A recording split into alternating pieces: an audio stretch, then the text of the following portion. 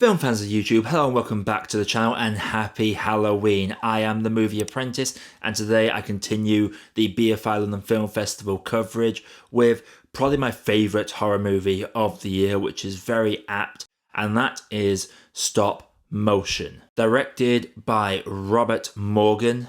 This follows a stop-motion animator whom, after her mother falls into a coma, is set on finishing her mother's last movie before she passes, but a visit from a creepy and basically an arsehole kid sways her a little bit.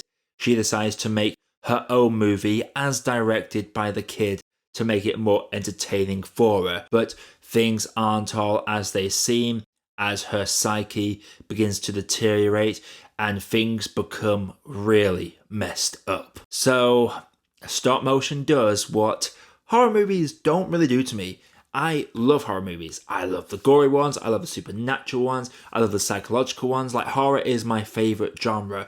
But there's one thing that horror never really does to me. Whilst there have been a couple that have made me feel fear in a way, there has never been those that have led me to feel dread throughout the runtime. The most recent example I could think of that's done that was Cobweb. That made me feel dread in the last 30 to 40 minutes. But this movie made me feel dread basically from half hour onwards. The slow countdown going through these 3 nights. The idea that the creepy girl pitches to our animator is the story will take place over 3 nights. I was dreading what was going to happen on the second night.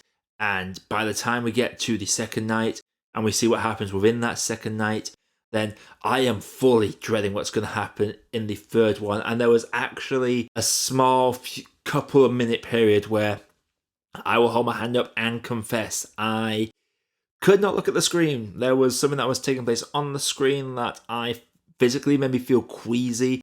I could not watch that scene, and half of it is like, I should walk out and take a breather. Like, I needed to take a breather because it was very overwhelming how grotesque this film got. I went into this expecting creepy stop motion figurines, and yes, the stop motion animation in this is creepy. It goes out of its way to be creepy. Big shout out to Andy Biddle of the animation department that was involved in this. He was also involved in Curse of the Were-Rabbit as well as Paranorman, so he knows his way around stop motion animation and the creepy side of it. The director has worked in stop motion predominantly as well. This is very much his first feature that tackles the stop motion element. You can tell these two minds blended the creep factor together. The stop motion is so well done. At times it does feel a little studenty, the stop motion, because this is of course a fairly low budget horror movie, but it doesn't need to be this amazing Kubo on the 2 strings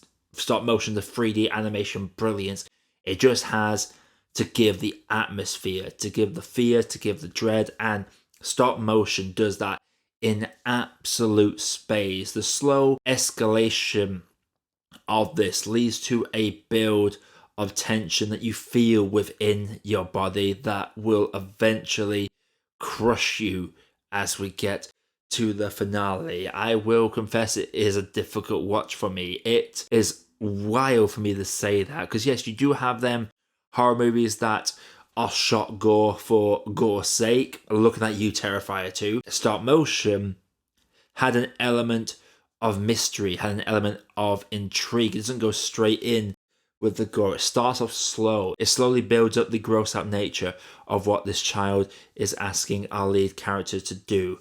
It doesn't pretend that this kid is a real kid. There is very much a sense that this kid is someone, and the film does not ever delve into explanations for anything. It's very much open to audience interpretation. I would love to have a window into that director's mind to know exactly what the meaning was behind this child and why our main character was so hell-bent on impressing this bratty child who, in the first interaction, she's sipping on a carton, and as she's being told to leave the apartment, she goes up to the door, finishes a carton, and just drops it on the floor. Like, this kid is an absolute brat. So there's definitely something going on that makes our lead want to impress this bratty kid more. This was one of those movies where, when it got to the end, I was floored. I could not move from my seat for a good couple of minutes. I had to breathe. I needed to have a drink. It was the horror equivalent to coming out of a movie that's made you bawl your eyes out. There are movies that will make you feel depressed.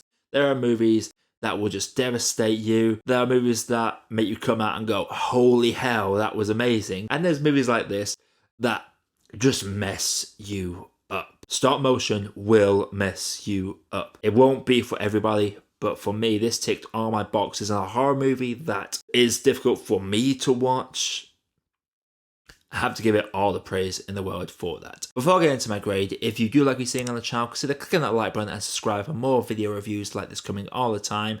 We have a lot more content coming on the channel from the London Film Festival, including Boy the Heron and Saltburn, so stay tuned for those. But until then, let's grade this. Stop motion. Went in expecting creepy stop motion figurines, and I get that and a whole lot more. The slow escalation, the atmosphere, all works fantastically.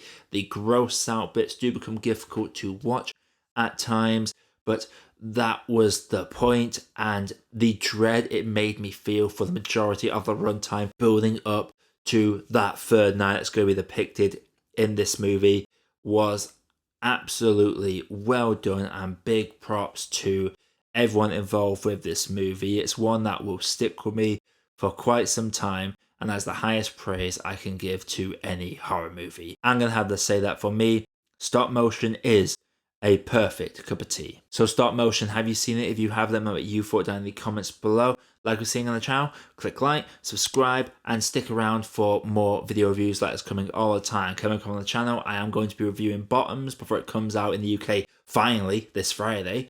But until next time, everybody, my name is Josh.